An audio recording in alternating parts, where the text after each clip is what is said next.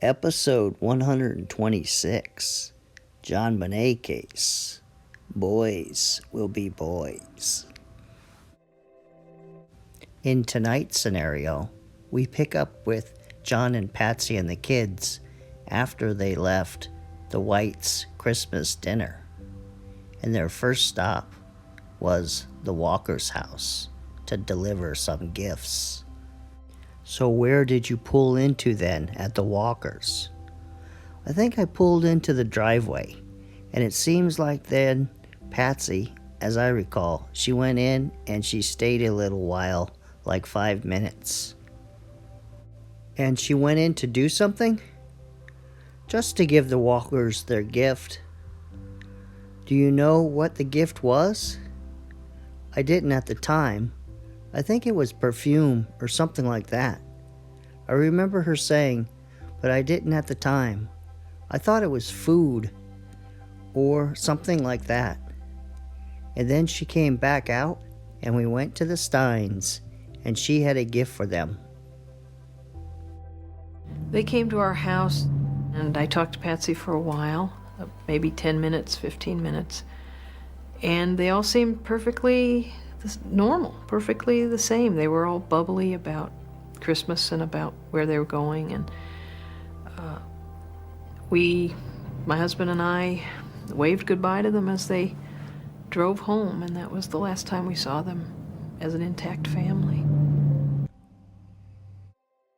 After leaving the Steins' house, John and Patsy and the kids did drive over to the Fernie's house, and they met John Fernie, and something bad happened to Jonbenet.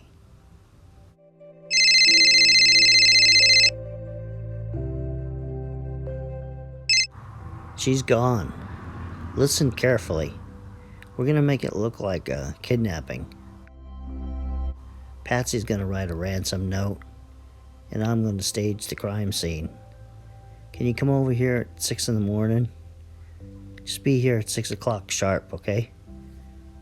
Bye. Good night.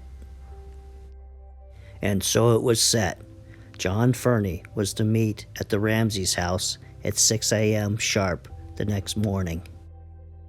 So, revisiting our timeline, John Fernie left his house at 5:45 a.m. and he probably got to the Ramsey's house at 5:55, and he parked in the back because he knew what was going on. And then he walked around to the front and he entered the house. And he testified that he saw the ransom note and he read the ransom note. And the ransom note was laid out on the floor so he could testify that he saw it. What happened when you first arrived?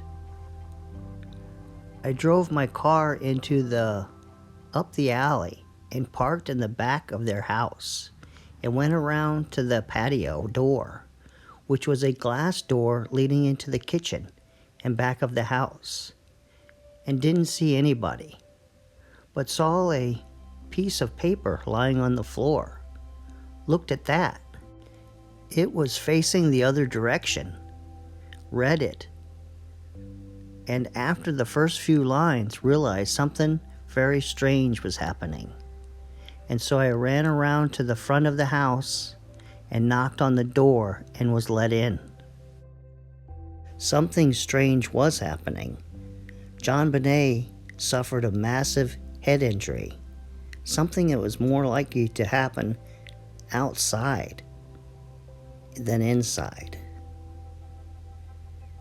Now I think I'm going to stop this video again because I want to know your opinion again, what you think happened that night. And this episode probably will have a third part next weekend.